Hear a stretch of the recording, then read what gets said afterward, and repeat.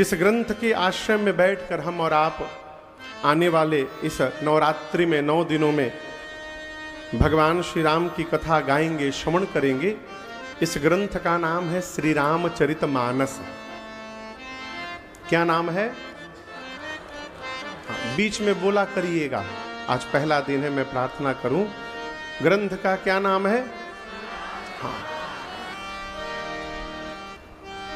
श्री रामचरितमानस किताब नहीं है, ग्रंथ है। क्या है? ग्रंथ कौन? जो मन में लगे हुई ग्रंथियों को खोल के रख दे, उसका नाम है ग्रंथ। जीवन की समस्याओं की ग्रंथियों को जो खोल सुलझा के रख दे, उसका नाम है ग्रंथ है? नाम है श्री रामचरितमानस। भगवान शिव ने, गोस्वामी हम और आप जानते हैं कि पूज्यपाद गोस्वामी तुलसीदास जी ने इनकी रचना की, परंतु गोस्वामी तुलसीदास जी प्रारंभ में ही स्वीकार कर रहे हैं कि इस ग्रंथ की रचना मैंने नहीं की। आप में से किसी को पता है कि इसकी रचना किसने की है? हाँ बोलो बेटा, बोलो। हाँ बोलो बोलो, आप ही से बोल रहा हूं, बोलो। हाँ हाँ हाँ, किसने की? भगवान शंकर ने की। चौपाई दर्शन करिए। रची महेश निज मानस राखा, रची महेश निज मानस राखा, पाई सुसमय शिवासन भाखा, पाई सुसमय शिवासन भाखा,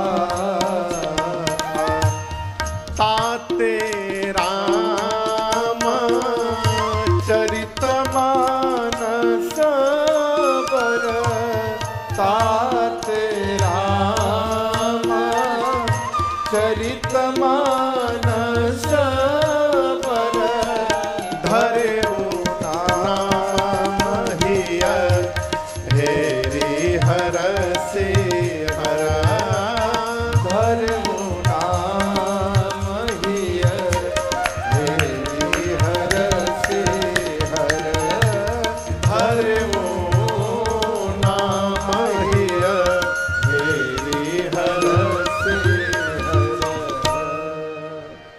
गोस्वामी जी कहते हैं रची महेश, किसने रचना की?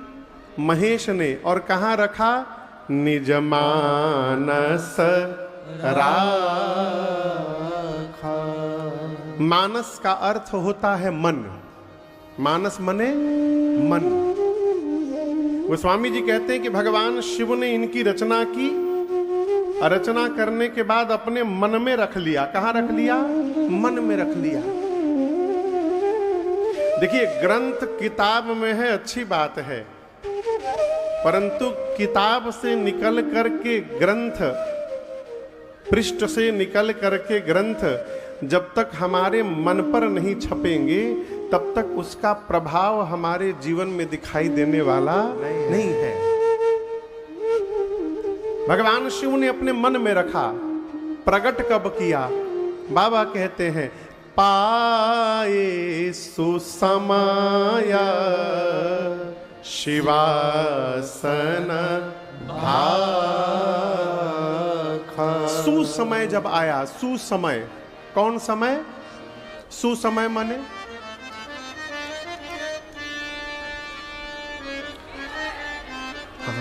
सु माने सुंदर, असमय। सुसमय मतलब सुंदर समय। भगवान शंकर ग्रंथ लिखे, मन में रखे, सुंदर समय जब आया, तब बाबा ने मां पार्वती के सामने उस ग्रंथ को प्रकट कर दिया। पाई सुसमय शिवासन भाखा। अब यहां प्रश्न होता है कि ये सुंदर समय है कहां? किस समय को मान लिया जाए कि सुंदर समय है? क्या भगवान की कथा गाने सुनने के लिए भी समय का महत्व होता है? रात को 12 बजे नहीं गा सकते, कहा दिन में ही केवल गाना है। हाँ, कई एक श्रोता ने अभी 2-3 महिला पहले मेरे से प्रश्न किया, महाराज जी मानस जी को पढ़ने का नियम क्या है? हमने पूछा हिंदी पढ़ने आता है? बोला हाँ। तब पढ़ो। फिर कहा पूछना, नहीं नियम बताइए। बोले क्या नियम? नहा के पढ़े कि बिना नहाए पढ़े? सवेरे पढ़े कि रात में पढ़े? मनुष्य पढ़ना हो तो नियम पूछता है, भोजन करना हो तो कोई नियम नहीं। हम लोग 5 बजे जहाज लेकर आज आए हैं, कलकत्ता से जहाज पकड़े हैं सुबह 5 बजे, 6:30 बजे लखनऊ उतरे, 5 बजे भोरवा में लोग पा रहे हैं जहाज में। 5 बजे भोर में 1.5 घंटे की जहाज, भगवान जाने बरस किए कि नहीं किए। खाने के लिए कोई नहीं पूछता, महाराज नहा के खाएं कि बिना नहाए खाएं, सवेरे खाएं रात में खाएं, घर के बाहर खाएं भीतरी खाएं। भोजन करना हो कोई नहीं पूछेगा। जब भजन की बारी आएगी नियम पूछने लगेंगे। आप नहा के पढ़िए, बिना नहाए पढ़िए, बेड के ऊपर पढ़िए, नीचे भुइयां बैठ के पढ़िए, बेडरूम में पढ़िए, दरवाजे पे पढ़िए, छत पर पढ़िए, सीढ़ी पे पढ़िए, टंगा के पढ़िए, लटक के पढ़िए, चलते चलते पढ़िए, खाते खाते पढ़िए, किसी भी प्रकार मानस को पढ़िएगा, मानस कल्याण ही करेगा आपका। पढ़ते रहिए बस। तो ये सुंदर समय क्या है? सामने बैठे श्रोता के हृदय में जिस समय कथा के प्रति श्रद्धा जागृत हो जाए वही सुंदर समय है। जय हो बाबूजी। श्रोता के मन में कथा के प्रति प्रीति जग गया, यही सुंदर समय है। और याद रखिए, भगवान शंकर कहते हैं इंद्र जैसा राजा क्यों न हो। कोई सामान्य धरती का राजा नहीं, इंद्र जैसा राजा भी यदि कथा पंडाल में बैठकर मन लगाकर कथा न सुने तो ऐसे श्रोता को भी भगवान की कथा नहीं सुनानी चाहिए। ये भगवान शिव ने कहा। राम कथा सुनने का अधिकारी कौन? बाबा क्राइटेरिया देते हैं, ए जी राम कथा के ते अधिकारी, राम कथा के ते अधिकारी, जिनके सत्संग प्यारे, जिनके सत्संगति अति प्यारी, जिनके सत्संगति अति प्यारे।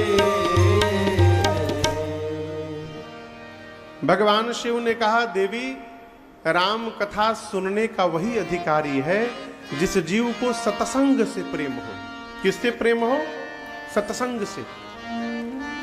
तो गोस्वामी जी कहते हैं भगवान शिव ने इस मानस की रचना की, रचना करने के बाद अपने मन में रखा। उचित समय आया तो मां पार्वती के सामने प्रस्तुत किया। बाबा कहते हैं इसके पहले जितने ग्रंथ हैं राम जी के ऊपर, उन सबके नाम प्रायः रामायण रखे गए। आप लोग परिचित होंगे, अध्यात्म रामायण, श्रीमद् वाल्मीकि रामायण, आनंद रामायण, कई रामायण बने, परंतु गोस्वामी जी ने इनका नाम रामायण नहीं लिखा। क्या रखा? रामचरित मानस यही नामा। बाबा ने नामकरण किया श्री रामचरित मानस।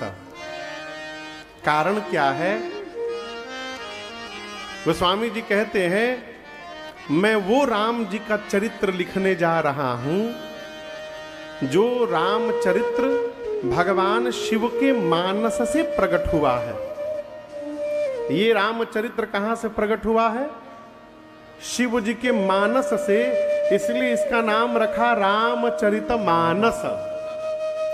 ताते रामचरित मानस बर धरे उ नाम ही हेरे हर ये तो सीधा सीधा कारण हुआ। इसके बाद संत महात्मा कहते हैं श्री रामचरित मानस को पढ़ने की सार्थकता कब मानी जाए? अपने जाने में तो सभी गा रहे हैं, सभी पढ़ रहे हैं, सभी सुन रहे हैं, परंतु ये सार्थक कब होगा? तो गोस्वामी जी कहते हैं आप रामचरित मानस को ऊपर से नीचे रखिए, लिखिए, बाएं से दाएं मत लिखिए। कहां से लिखिए? ऊपर से नीचे। तो सबसे ऊपर क्या लिखाएगा? बोलिए श्री। क्या लिखाई? श्री।